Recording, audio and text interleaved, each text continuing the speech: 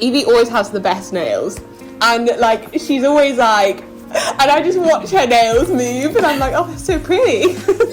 I need to actually paint my nails. I might do that after this little pamper session. Might even sit outside in the sun and do it so that they dry quicker. All right, flex that sunshine, why don't you?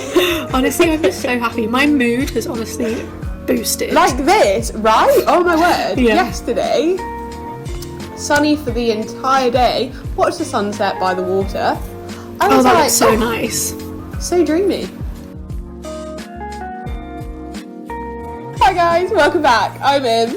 And I'm Evie, and this is our podcast, Let's Be Honest. Don't forget you can find our podcast on all your usual streaming platforms, Spotify, Apple Podcasts, and feel free to tell your friends about it, leave us a little review. You can also watch us on YouTube at Im and Evie Let's Be Honest, and you can also follow us on Twitter at Im and Evie to keep up with everything we're doing. So how are we this week? We're okay. I mean, I feel like my answers for the last 2 weeks could just be transferred over to this week again, because I've not really been doing much, applying for jobs, watching shows. I started running again because now the weather has not been in the minus degrees. I can go for a run and not feel like I'm gonna die from my chest. Oh my word, yeah. So, yeah, coming back and your lungs aren't on fire. Yeah, so that's been really nice actually, and I think that's kind of helped boost my mood even more along with the sunshine. So, because I've restarted the Couch to 5K app, because obviously I did that last summer. You did that lockdown 1.0. Oh my god. Well, I did that then and completed it, but then I still ran a bit consistently, but then this lockdown I just have not been running. I just hadn't run for like weeks and weeks on end, and then when you try and go on a run for half an hour or do like a 5k, which I know I could do before, not even possible. And especially because it was cold, and with my asthma it was just too much. I couldn't even run for longer than 10 minutes when it was that cold. So I am restarting the Couch 5k app in the hopes that I can build that stamina back up again. I love that. You know what though, I think everyone in this like January lockdown, third lockdown, whichever lockdown we're in, has struggled a lot more with exercise, because it's been cold, it's been snowy and icy, like home workouts are just losing momentum and they're just not the one. Running has been grim outside. How far can you run? Like, have we started from the beginning of Couch to 5k? Do you think it'll be like more of a quick to 5k rather than however many weeks it was? Yeah, we've started, well, I say I've started from the beginning, and it's quite easy at the moment because it's literally running for bursts of a minute. So yeah, I would have thought I'd be able to get to 5k quicker. I think by the time I finished the app last time, I think I was doing about 4.8. So I was like close anyway. But then after I then finished the app, I was then I ran 5k after that. So, you know, but when the app tells you to stop, I stop. I don't keep going. Okay, if you insist. Exactly. I don't need much persuasion to stop. Anyway, how's your week been? It's been a good week. The sunshine has lifted my mood massively. And I feel like everyone around you is just in a better mood. Yeah. So, like, something as simple as going to Tesco, like, people are smiling and happy. People, like, smile at you when you go out for a walk rather than just looking really grumpy and cold. And not because they are being rude, but just because they're really cold as well. And it just makes it easier to, like, do things. Like, we went for a cycle yesterday, we went to Clapham Common, we had an ice cream. It was lovely. Really nice ice cream place. We will be going there. So I'm really excited about this because I have so much to talk about. We're doing films this week, and should I start with my icebreaker because it's kind of related? Yes, please. Okay, yes, please. So my icebreaker, and I'm not gonna lie, I'm pretty proud of coming up with this one. But the icebreaker is, if you could pick any film to have a sequel, whether they've already had sequels and you want another one. Yeah. It doesn't matter. If you could pick one to have a sequel that is 100% confirmed, like it's going to happen and it's going to be soon and it's going to come out, what film would you pick to have a sequel? I think, and this is just like Imogen, childhood dream, Monsters Inc. We've had a prequel. We have not had a sequel, and I want to know what happens with Boo. And it is an unanswered question that keeps me awake at night. See, I've not watched those films in so long that I'm kind of not... I wouldn't be bothered about a sequel. But maybe if I rewatched them, then I would. See, a lot of the films that I would have said, it would either be, like, I guess, a film in its own right, or it would, I guess, be a prequel. Mm-hmm. So, like, one of the films I'm so excited about, Cruella de Vil. We will talk about that later. So I'm really loving these Disney villain backstory films. But I would class them more as a prequel rather than a sequel because they've already done their bad stuff in the original film. Yeah. So I think the one that, like, well, the two Disney, they're both Disney films because I think that's what I grew up wanting more, whereas like the films that I watch now, most of them do have a prequel because it's all about making money. Yeah. Is your Monsters Inc. and your Incredibles. When the second Incredibles came out, I lost my mind. That is such a good film. That was like 13 years in the waiting, and it wasn't even how I thought it was going to go. I thought it was all going to like be about the Underminer, but no. I know. So yeah, I want to know what happens with Boo, Mike Wazowski, and Sully. Okay, see, I've taken a different route, and now that you've mentioned about prequels, I've thought of another thing. So, obviously, two of my favourite films are Princess Diaries and Letters to Juliet, right? Oh my god, Princess Diaries. So, but my initial answer was going to be Letters to Juliet. I'd love to see a sequel because, obviously, Sophie and, what was the other guy, the British guy's name? I can't even remember. Charlie? Ooh. I think it was. They I think get together at the end, and I just would love to see them out in Italy, just like living their best lives. Do they get married? Do they have kids? What are they doing? Is she still writing letters to people who've left their letters in Juliet's thing? Like, I just want to know what they're up to. So that was initially going to be my answer, but now that you've talked about prequels, okay, so obviously Princess Diaries 3 has been a rumour for a while. So that's why I wasn't going to say that, because I feel like there is a chance that it could happen. But how cool would it be to see a prequel of Princess Diaries when Julie Andrews what, with the king? was... Yeah. When they... Like, Julie Andrews and whoever the... I don't think they got an actor to play the king, but yeah. The dad, yeah. Oh, that would be so good. Right?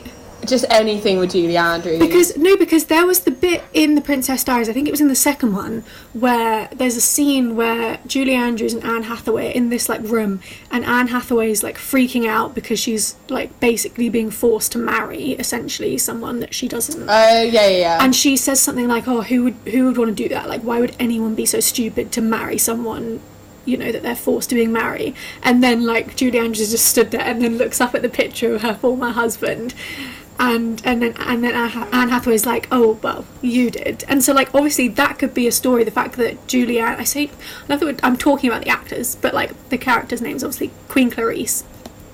Like, she obviously was forced to marry the king. So that would be a really interesting thing to see.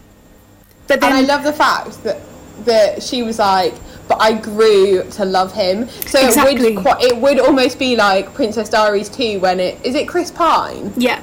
Yeah, when Chris Pine and Anne Hathaway, you know they like each other.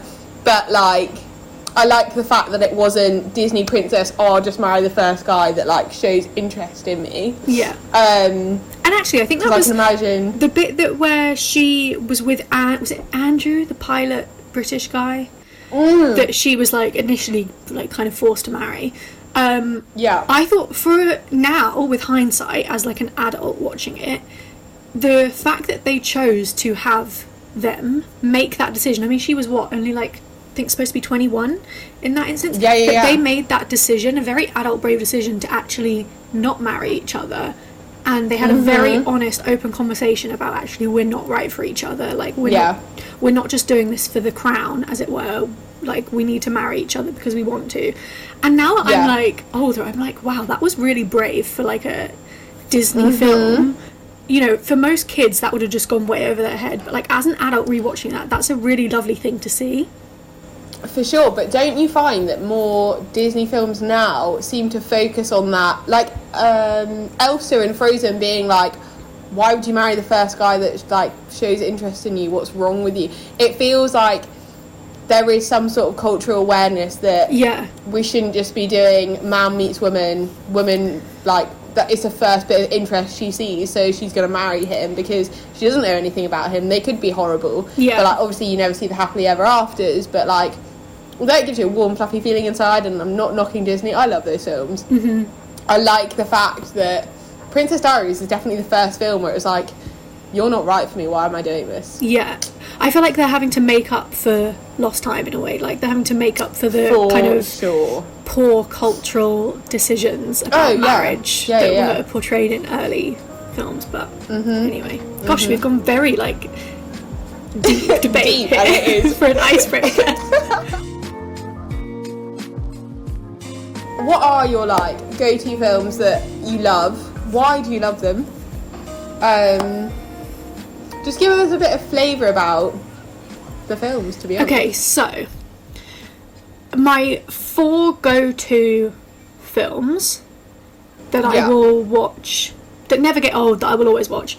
Mamma Mia. Love. Honestly, I don't even remember how I came across that film. I think I must have seen it when it first came out. It was really hyped. It was so hyped when it first came out, and they had all the sing-alongs in the cinema. Oh, yes.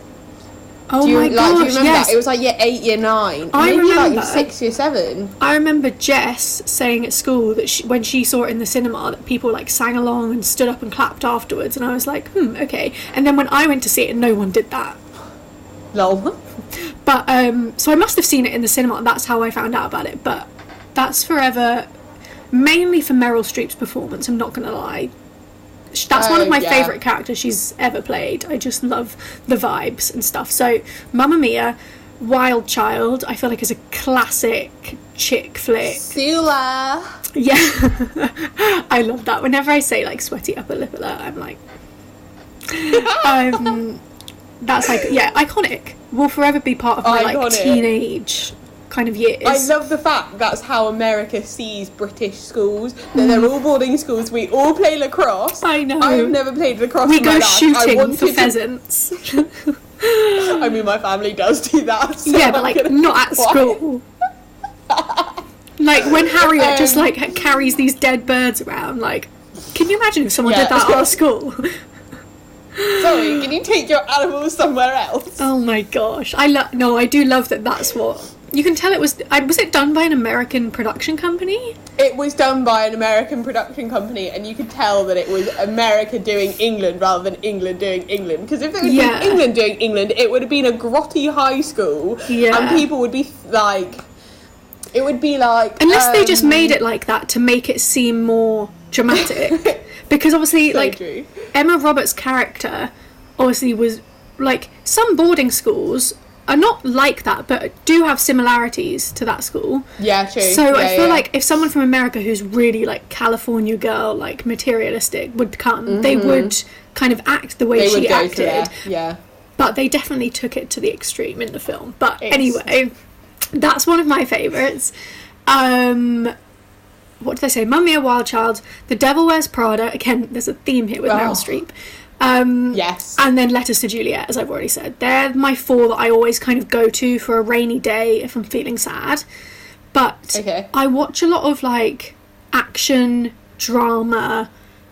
I kind of watch it all. I don't watch horror, though. That's kind of the one genre I don't really watch. I do feel like horror is very much like a Marmite of the film world. Either you like being scared or you don't like being scared. But the thing that annoys me is I like a thriller, I like a jump. Yes. I don't like unnecessary blood, guts, gore, torturing. Like, why? It baffles me. Yeah. So are you pretty much the same as me with, like, genres that we watch? Yeah. I love my rom-coms. My brother got me into, like, Marvel, action, that kind of thing. Yeah.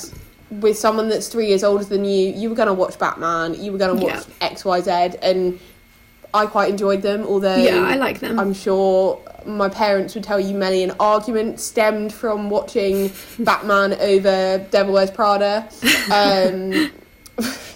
The iconic debates of our time, people. Devil Wears Prada or Batman, it's just, yeah. But I definitely, I wouldn't have... I find it hard to have a go-to film because it really depends on my mood. And that's such a fluffy statement, but I would never want to watch one of my favourite films when I'm really not feeling it, because I feel like I'd be left with like a bad taste in my mouth, and then I wouldn't want to watch that film again. But quite similar to you, Princess Diaries, Devil Wears Prada, two of my iconic films. Princess Diaries I used to watch religiously, like growing up, when I had those sick days and you just had to like lie on a sofa and watch the TV because there was nothing else you could do. Devil Wears Prada, that is what I want to be in life. I think it was like my first adult film that I watched, and I was like, this is what real life is like, this is what the fashion world's like. And it was just so like glitz glam and sparkly, and you could so easily relate to Anne Hathaway and being like a slight outsider, a bit more of a normal girl, not really cut out for it, that you can't help but like put yourself in her shoes, but also kind of dream that you're Meryl Streep. And then I love A Notting Hill. Classics. A Full Weddings and a Funeral. I really, really like the classic Hugh Grant, Pretty Woman. Is it Julia Roberts? Yeah. Yeah, those films with those iconic British actors, which I have to put my hands up and say, I've only discovered them in the last 2-3 years. Really? Because the stubborn person in me was like, I don't want to watch these films just because people are saying they're iconic. Like, they are iconic for a reason. I get why they are iconic now, but I didn't want to watch it just because they're an iconic film. Like, to me, that's not why you watch a film. You don't sit down and watch Saving Private Ryan just because people tell you you should. I've not seen that. Love Actually, that's another one. Oh yeah, that's a classic, but I only watch that at Christmas. Yeah, same. So I can't watch it any other time. No, feels wrong. And The Holiday as well. That's at Christmas. Always at Christmas. The Holiday. Oh, yeah. Yeah, my so film good. choices definitely vary depending what season we're in. Yeah, I agree. I have to agree. Season and mood definitely play big factors for sure. I think it's crazy what people can do with films now. Like with green screens, with editing, like Inception. Oh my gosh, and Now You See Me and Now You See Me Too. Have you seen those? Yes. Incredible. Yeah, the stuff they do in them, it like blows my mind. I know. And I kind of love that so many people are remaking films, although part of me is like, why would you do that? The other part of me is like, I love the fact that you're redoing these films because it's almost like you've now got the technology to do it justice. But like Parent Trap, the original in comparison to the Lindsay Lohan one, that isn't very like technically demanding cinematically, but like the newer one is definitely, perhaps it's just the one that I grew up with, so I'll never ever think of the original as my favourite. Yeah. But like that one is iconic. That's and that also one of my favourite films ever. It's a good one. It's timeless. It's classic. It really is. Oh god. I mean, couldn't be done, but I'd love a sequel.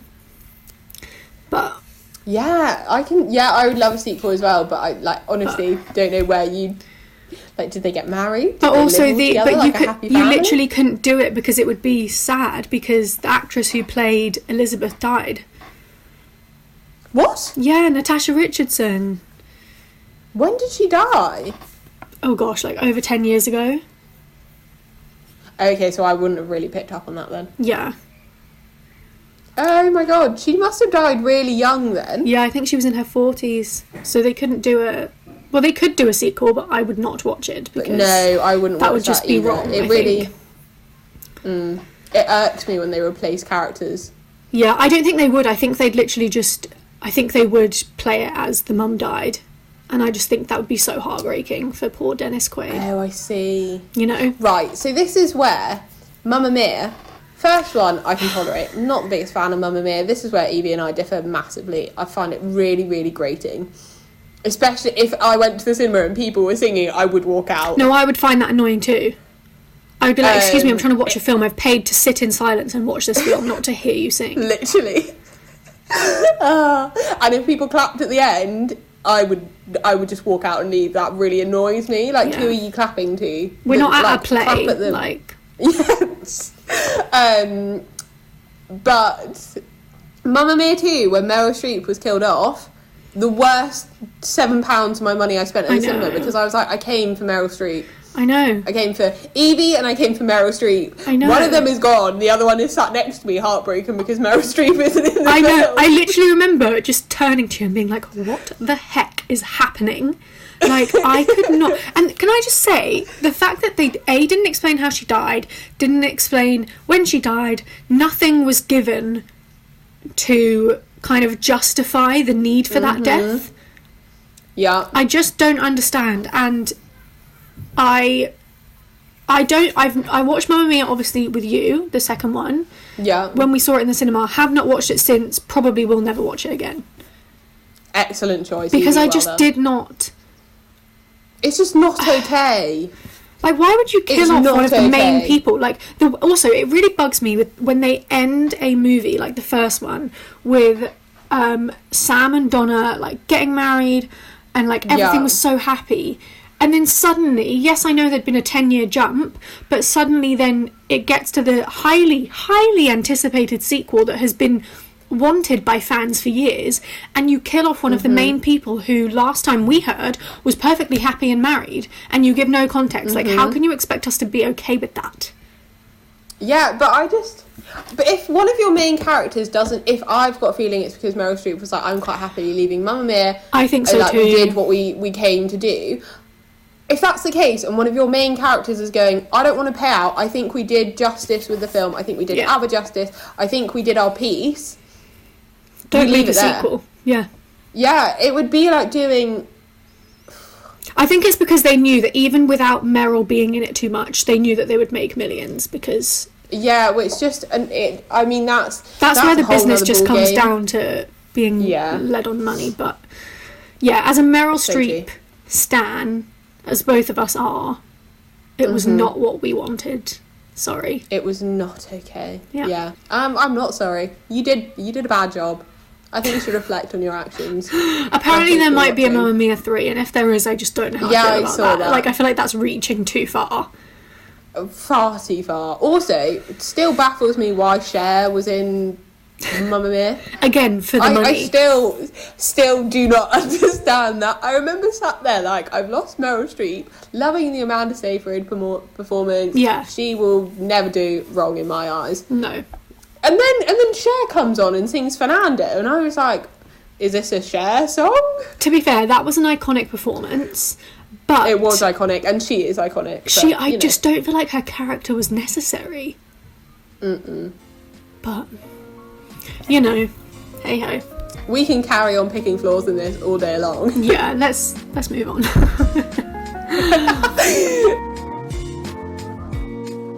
How do you see the film industry moving forward? Because pandemic, cinema's closing left, right and centre.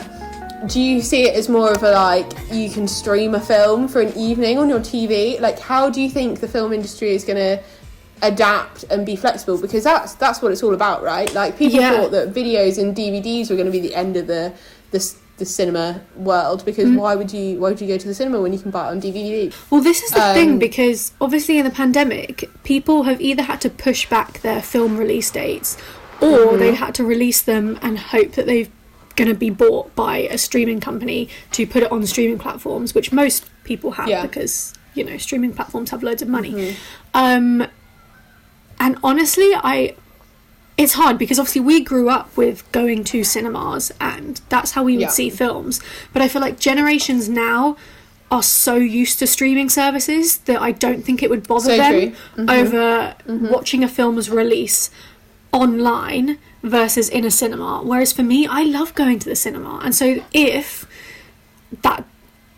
I don't want to say it's going to die out, but I feel like in maybe 20, 30 years... cinemas might be non-existent. And they might have cinemas, but they might simply just be for movie premieres and like as like a special kind of place to have the premiere. But thing is, as I say, because we grew up with going to cinemas, I will, if cinemas do stay open for the rest of eternity and do continue to exist, I will go to the cinema. It's just whether generations after us conform to streaming or movie theatres. It's hard to know. I love streaming, but I think I love streaming when it's something I've seen. Yes. And I'm like, oh, okay, I can pause it. I'm not on the edge of my seat. Like, it's just a different experience watching something from home. Okay, great, you can nip to the loo, you can pause it, you can grab some more snacks, etc. But one of the first things I want to do post-lockdown is go and see the James Bond film. Go and see Cruella de Vil, because I don't go to the cinema that often. I use my Meerkat movies. I use my I use my Tesco Club Card points. I don't like the price I pay at the cinema. However, I love going to sit down and have an outing to watch a film. Yeah. Get some popcorn, get some Ben and Jerry's ice cream. Like, I really enjoy that whole It's like an event. trip. I like it. Yeah, and I like it more than, say, going to a play sometimes, because although it's the same kind of idea, you go see it once and then you're done and dusted. Yeah. Like, very, very rarely do you go see something twice in the cinema. But I think perhaps it was instilled with, like, my parents taking me to the cinema and it being a treat. So I don't know, if you're right, if the generations after us, because they've missed that, whether they won't carry it on. But I really hope they do. I hope so too.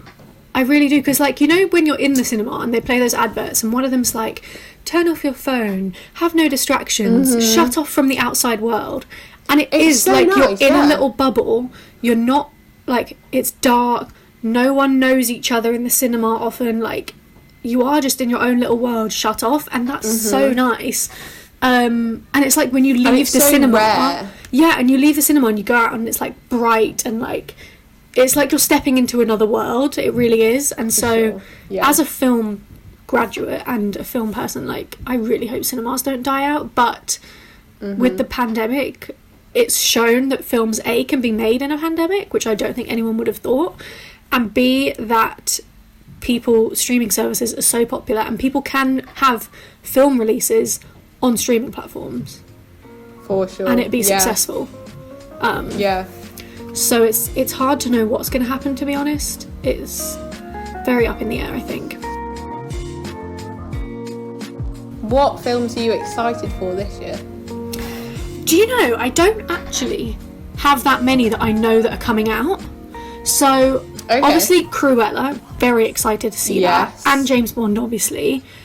But I don't really know of any others. I'd have to... Hold on, let me look, because I do have lists of movies on my phone that I love just to, like, go to on a rainy day, you know? I love that. Are there any that... for me is Cruella and James Bond. I was so excited pre-pandemic for the October. It was October, I think. Yeah, I think it was October, and then it got pushed to November. Maybe it was July and it got pushed to November. I don't know. I was really excited for James Bond. I think that's going to be a sweeping success, and I feel like that will give momentum for any films to be released in cinema post-pandemic, because it will do well. I mean, it always does well. Yeah. But it will do well, and I love it. And I love the glitz and glamour. I love the James Bond girls. I don't care if people find them sexist or feminist. I blooming love them, because they are great to look at for me as well as for men. Like, I'm like, ooh, I want to be them. They're so sleek. They're so stylish. Yeah. They're always idiotic, but they're so sleek. They're so stylish. Another film I'm excited about is called The Lost Daughter. So I don't know when the release date is going to be, but it's got Olivia Colman in, Dakota Johnson, directed by Maggie Gyllenhaal. And it's basically, it says here, a woman, while on a summer holiday, finds herself becoming obsessed with another woman and her daughter, prompting memories of her own early motherhood to come back and unravel her. So I'm assuming Olivia Colman is the woman that's on holiday and becomes obsessed with Dakota Johnson, and I guess Dakota Johnson's daughter. I don't know what genre it is. I think that would be thriller, you know. It says upcoming drama. Ooh. So maybe it's more like, not like... I don't know, because to me, when someone becomes obsessed with someone else, that is like a thriller. That's like Girl on the Train vibe. Yeah. Oh my god, such a good film. Yeah. So I'm intrigued by that, but as I say, it doesn't say when it's going to come out. So I would have thought maybe this year. We'll keep our eyes later this year. But yeah, I'm excited for that yeah. because anything with Olivia Colman in is just great, incredible. Iconic. So yeah, Cruella, James Bond, The Lost Daughter, but I don't really know of any others because I feel like most people have I think they've been quite hesitant to say that they're coming out. I think maybe like June, July, maybe we'll get some more for the autumn. Yeah. Okay, so I have a quote to finish us off. Ooh. And it's from the film Ratatouille. Okay. Oh, love. Yeah. And it's from Chef Gusteau. And he says, if you focus on what you left behind, you will never see what lies ahead. I love that. Yeah. Do you know, I found it quite hard to find a quote though, because I tried to get one from Devil Wears Prada, Mamma Mia, Letters to Juliet, like all the iconic films, but a lot of them are just like sassy Meryl Streep comments that don't have like context to the like inspiring life message that we want to impart, you know? Florals for spring. Groundbreaking. I wore my t-shirt with that on yesterday because obviously the sun's coming out and I literally was like, right, I need to break out my Meryl Streep spring top. Love it. It's iconic. Love it. Yeah. And that is iconic. Yeah. I'm not wearing florals, Meryl, don't you worry. No. I'm just wearing your face on a shirt.